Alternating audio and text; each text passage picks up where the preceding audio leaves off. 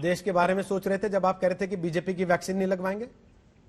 बिल्कुल देश के बारे में सोच रहे थे, बिल्कुल। अब वो बीजेपी की वैक्सीन दी में भ्रष्टाचार है। आपके उस एक बयान से कितने लोगों पे असर पड़ा होगा, क्या आपको अंदाजा है इसका? साइकिल पे आपने देखा होगा वैक्सीन घूमती पाई गई, आपने देखा होगा वैक्सीन कहां घूम रही थी, उसका एक टेम्परेचर मेंटेन किया जाता है कि नहीं किया जाता है? बनारस के अंदर में जहां साइकिल पे वैक्सीन घूम रही थी, भ्रष्टाचार है, इनकी भ्रष्टाचार वाली जो वैक्सीन है। ठीक है, अब सोचिए क्या हालत है। इन्होंने वैक्सीन कौन से हम गए वैक्सीन लगवाने के लिए, लोग वैक्सीन लगा रहे थे, कुत्ता काटने वाला इंजेक्शन लगा देते हैं। सोचिए ये इनकी हेल्थ व्यवस्था है, बताइए हेल्थ व्यवस्था इनकी कुत्ता काटने का इंजेक्शन लगा देते हैं। गौरव भाटिया दीजिए जवाब, सोचिए, दीजिए जवाब, बोलिए, बताइए कुत्ता काटने वाली वैक्सीन लगाई। अब लड़िएगा मत, एक एक करके बोल लीजिएगा।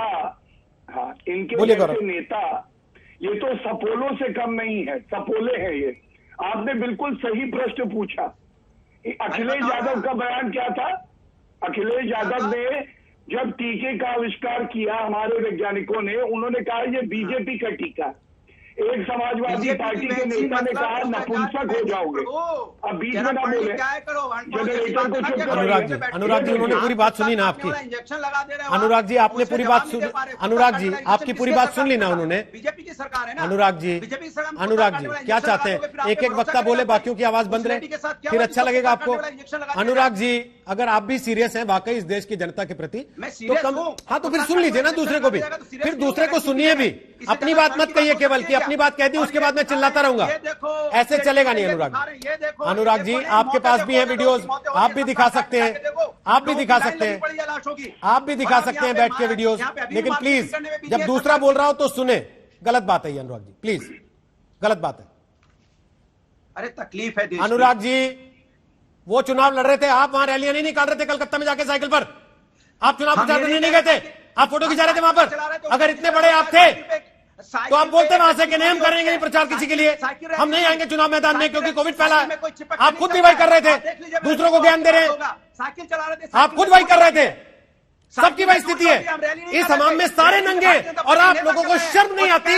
नंगे होने के बावजूद आप चिल्लाते हैं टीवी पर बैठकर दूसरे पर। सोचिए आप प्राउड फील कर रहे थे, बीजेपी के नेता भीड़ पे प्राउड फील करते हैं। अनुराग जी आप भी अपनी तस्वीरें दिखा रहे थे लोगों को कि देखो मेरी इतनी बड़ी रैली हुई, देखो आज मैं साइकिल पर चला था, मेरे साथ इतने लड़के साइकिल चला रहे थे। आप भी चुनाव प्रचार कर रहे थे अभी 4 दिन पहले बंगाल में, मुझे मत बताइए, जानता हूं मैं भी, इसलिए एक एक करके बोलिए, एक दूसरे की बात सुनना सीखिए कम से come please.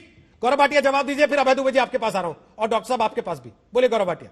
Anurag ji please अब सुनिएगा। देखिए इनका हाल ये है कि इनको तो कोई हक नहीं है कि कोई भी सवाल पूछे। आप सवाल पूछ सकते हैं क्योंकि ये वो लोग हैं जो कह रहे थे कि मैं बीजेपी का टीका नहीं लगाऊंगा और जब हमारी सरकार आएगी तो मुफ्त में टीका बांटूंगा। ये अखिलेश यादव का बयान है।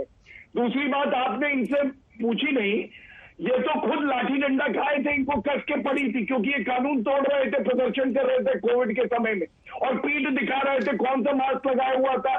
तीसरी बात, पश्चिम बंगाल में इनका कोई लेना देना नहीं, महिलाओं के सम्मान के लिए लाठी पहुंचे हुए हैं, महिलाओं के सम्मान बचाने के लिए लाठी खा रहे थे प्रभु। आप एसी में नहीं बैठे थे। अनुराग जी वापस आऊंगा तब बोल दीजिएगा, आप समय जाया कर रहे हैं, दर्शकों का भी बाकी लोग। अच्छा अनुराग जी अब आवाज कम करें प्लीज। गौरव जी 30 सेकंड में बात खत्म कीजिए, फिर मैं अभय दुबे के पास जाऊँ प्लीज। अनुराग जी प्लीज गलत बात बोलिए, गौरव पूरा कीजिए जल्दी, 30 सेकंड आपके पास। बीच में क्यों कूद पड़ते? ठीक है बोलिए ना, क्यों नहीं डाउन? बोलिए सर, उसके पहले मैं 5 सवाल आपसे पूछ रहा था ना, आपको पूरा समय मिला? नहीं मैं जान रहा हूँ, हाँ बोलिए, आप समय देंगे तो बोलिए बोलिए बोलिए, जल्दी पूरा कीजिए बात। धन्यवाद। मैं केवल एक बात कहूंगा, इस पूरी लड़ाई में हमें सकारात्मक सोच रखना है, और सबसे बड़ा धब्बा अगर लोकतंत्र में कोई है अभी तो विपक्ष की पार्टियां, जैसे कांग्रेस जो राजनीति करती है और केवल नकारात्मक बात, और उत्तर प्रदेश में समाजवादी पार्टी जो हमारे वैज्ञानिकों पे, टीकों पे प्रश्न उठाती है, जिन्होंने आज तक कोई सकारात्मक काम नहीं। गौरव जी विपक्ष जिसको आप गाली दे रहे हैं कांग्रेस को, उस कांग्रेस ने कहा, सर एक सेकंड, जिस कांग्रेस ने कहा सीबीएसई का पेपर कैंसिल कर दो, आपने मखौल उड़ाया, सीबीएसई का पेपर कैंसिल किया। नहीं वो पूछिए, जिस कांग्रेस ने कहा विदेशी टीकों को मंजूरी दो, आपने मखौल उड़ाया, आपने कहा कि ये कमीशन खाना चाहते हैं, 2 दिन के भीतर आपने मंजूरी दी। अगर नहीं देते तब लोग समझते कि शायद आपके पास कोई रणनीति है, लेकिन ये नूरा कुश्ती मत किया कीजिए टीवी पर बैठकर, ये केवल दिखावे की कुश्ती है आप लोगों की, करते आप सब लोग वही हैं, बोलते हैं एक दूसरे को, करते वही सब है। आप केवल एक दूसरे को बोलते हैं बैठ के, करते वही सब है। आपसे पूछ रहा हूँ, अभय दुबे, अभय दुबे, अभय दुबे, 60,000 केसेस एक दिन में महाराष्ट्र में। हाँ ठीक है ना, आ गई ना वही बात, आ गई ना वही बात, मैं इसी का इंतजार कर रहा था। प्रधानमंत्री कहते हैं कि जहां मैक्सिमम टेस्टिंग हो आप अधिकतम से अधिकतम नंबर बताइए, इसमें कोई शर्माने घबराने की बात नहीं है। लेकिन बीजेपी के प्रवक्ता टीवी पर बैठकर कहते हैं 60,000 केस है, देखो इनसे तो संभला नहीं। अभय दुबे, अगर आपसे संभला नहीं तो फिर आप ज्ञान किस मुंह से देते हैं दूसरों को? क्योंकि छत्तीसगढ़ में भी स्थिति आपने देख ली है, वहां पे भी आपकी सरकार है।